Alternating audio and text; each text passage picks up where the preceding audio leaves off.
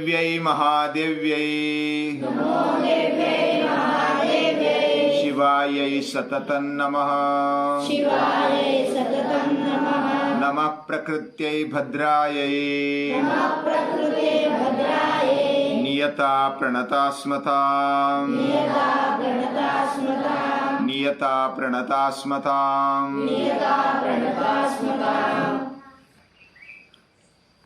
आज नवरात्र शुरू हो रहा है।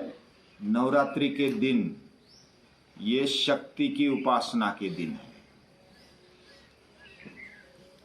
इन दिनों में शक्ति की उपासना की जाती है। कौन सा भी महान कार्य, संस्कृति का कार्य बिना शक्ति के होता नहीं है। जब शक्ति का ह्रास हुआ, यानी कि शक्ति कमजोर होने लगी, तब असुरों को चांस मिलता है और वो संस्कृति का विध्वंस कर देते हैं बोलते बोलते।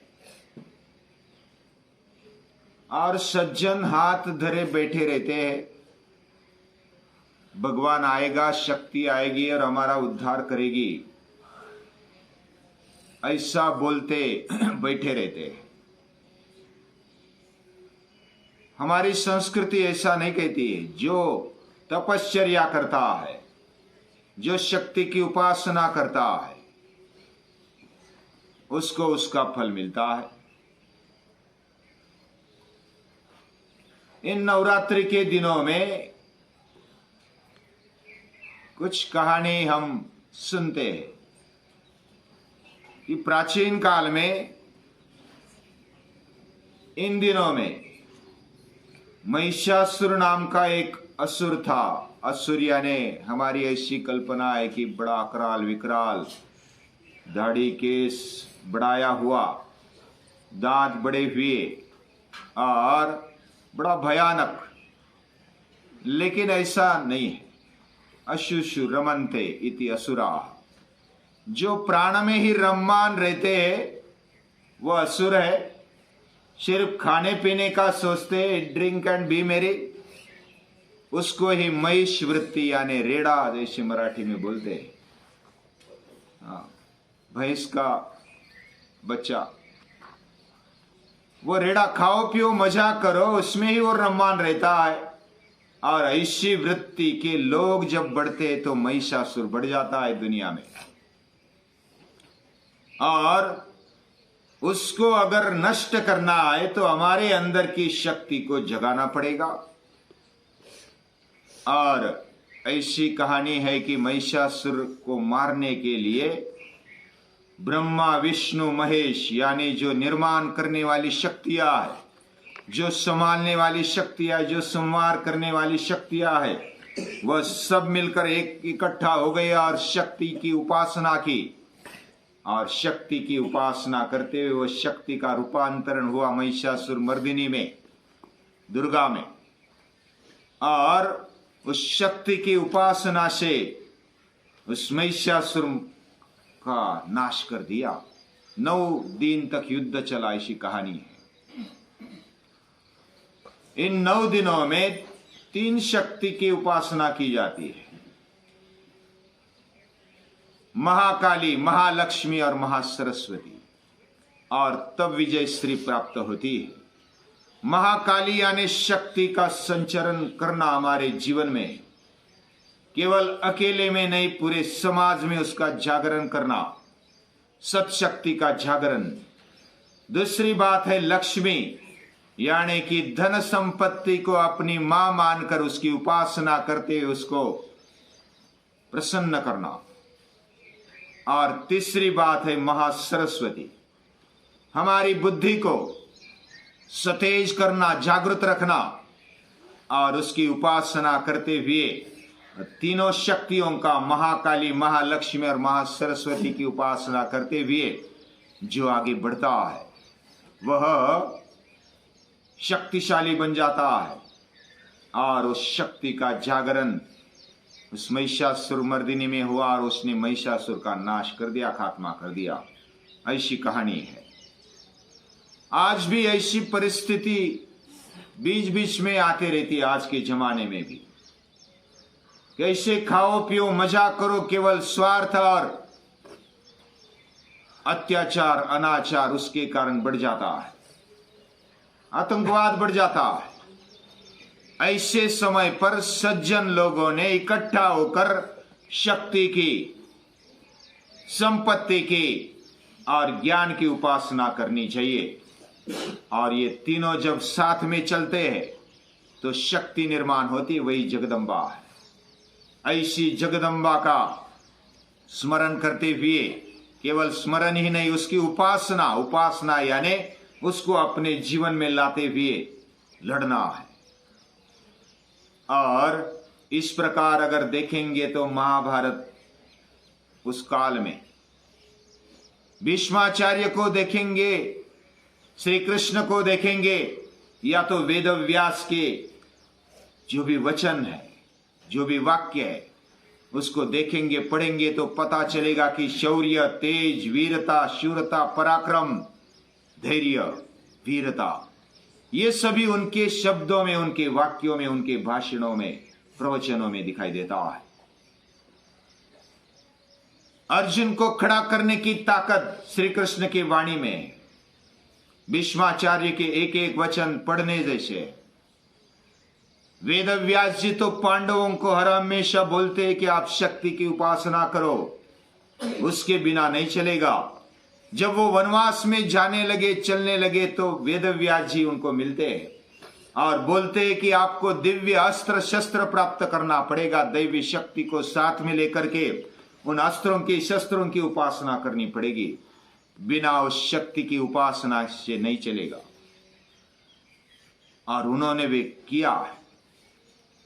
श्री कृष्ण ने उसका उपयोग करते हुए अपने जीवन में उस शक्ति को धारण किया है और पांडवों के द्वारा उसको प्रकट किया है। ऐसे अलग अलग इतिहास में भी देखेंगे, अनादिकाल से ये आसुरी वृत्ति ऊपर उठ जाती है। सज्जन जब बलहीन हो जाते हैं तो ये आसुरी वृत्ति बढ़ने लगती है, और इस आसुरी वृत्ति को नष्ट करने के लिए, उसको लगाम लगाने के लिए ये जगदम्बा खड़ी हो जाती है। और जगदम्बा यानी हमारे ही अंदर उठी हुई शक्ति, केवल शक्ति शारीरिक रूप से नहीं, शारीरिक शक्ति, उसके साथ साथ बाह्य भौतिक शक्ति, और उसके साथ साथ बुद्धि शक्ति यानी ज्ञान शक्ति, सरस्वती माता का जो भी बल प्राप्त करना चाहिए, उपासना करनी चाहिए, वो करके फिर आगे बढ़ा जाता है। ऐसे इस काल में, अभी आज के काल में तो संघे शक्ति कलयुगे, कलयुग में तो संघ शक्ति को बेहतर माना जाता है, उत्कृष्ट माना जाता है। और इस काल में कई कई भाग में भारत के राज्यों में अगर देखा जाए तो गरबा खेलते। गरबा में क्या होता है, बीच में दिया जलाया जाता है, शक्ति की उपासना, बीच में शक्ति का प्रतीक तेज है, और उसके इर्द गिर्द नाचते हैं, उपासना करते हैं। उस शक्ति को सेंटर में रखते हुए, अपने जीवन के केंद्र में रखते हुए, बाकी सब मिलकर, साथ में मिलकर शक्ति की उपासना करते हैं। आज तो उस शक्ति का या तो बल का जो विकास होना चाहिए, उसके बजाय हमारे शक्ति का ह्रास होता जा रहा है। व्यसनों में, काम में, क्रोध में, स्वार्थ में, खाओ पियो मजा करो वृत्ति में ये नष्ट होती है। उस शक्ति का सही उसको लगाना, उसको दिशा देना, यही तो शक्ति की उपासना है। उसको कमाना, उसको प्राप्त करना और उसको सही दिशा देना। तो अगर जगदम्बा को बीच में रखते हैं, यानी हमारा जो भी कार्य है उस कार्य के लिए वह बीच में रहे, यानी कि सेंटर में रहे, हमारा कोई भी कार्य उसके लिए हो, उसको सेंटर में रख करके हो। हमारी शक्ति हो या तो संपत्ति हो या तो बुद्धि हो, वह उसी कार्य के लिए, उसी के कार्य के लिए लगे। ऐसे अगर हम मेहनत करते हैं तो वह शक्ति की उपासना है। हम हर रोज इधर पाठशाला में भी शक्ति की उपासना करते हैं, योग करते हैं, मल्लखांब खेलते हैं, खेल खेलते, मैदानी खेल खेलते हैं। ये शक्ति की उपासना है। और हमारा शरीर अच्छा बने और शक्ति से, हमारे शरीर से हम संपत्ति को भी प्राप्त करें। प्रकर्ष तंत्रा हिरणे जयश्री लभ्या धरित्री तव विक्रमेण। पराक्रम से ये धरणी प्राप्त हो जाती है। पराक्रम होना चाहिए हमारे अंदर। वो पराक्रम, वह शक्ति का संचार ये 9 दिनों में होता है। नवरात्रि के दिन इसलिए महत्वपूर्ण है। बारिश की ऋतु है, उसको जब खत्म होते होते एक आह्वान किया जाता है सभी को, और सद्विचारों के लोगों को आह्वान करते हुए, जो भी रावणी वृत्ति के है, राक्षसी वृत्ति के है, असुरी वृत्ति के है, उनके प्रति कटिबद्ध होकर लड़ने के लिए शक्ति, संपत्ति और बुद्धि का उपयोग होना चाहिए। उसको पहले कमाना चाहिए। इस प्रकार गरबा में बीच में शक्ति का, जगदम्बा का स्थान रखते हुए उसकी ओर सब घेरा डालते हैं। और संग से, संग में रहना ये भी बहुत बड़ी बात है। हमारा जब अहंकार को हम साइड में रखते हैं तो संग में शक्ति हो जाती है। संग की शक्ति बहुत ही अलौकिक है। आज संग शक्ति की आवश्यकता है। साथ में हर एक में कुछ ना कुछ अच्छा होता है। उस शक्ति का, उस बल का उपयोग करते हुए साथ में चलकर जब हम आसुरी वृत्ति के विरुद्ध लड़ते हैं तो उस पर विजय पाई जाती है। यानी ये जो दिन है शक्ति उपासना के दिन है। उसमें आसुरी वृत्ति का जो प्रभाव बढ़ता है उसको लगाम लगाने के लिए हमें उसकी उपासना करनी चाहिए। यानी बल की उपासना करनी चाहिए, सरस्वती की उपासना करनी चाहिए। ऐसी उपासना के ये दिन है।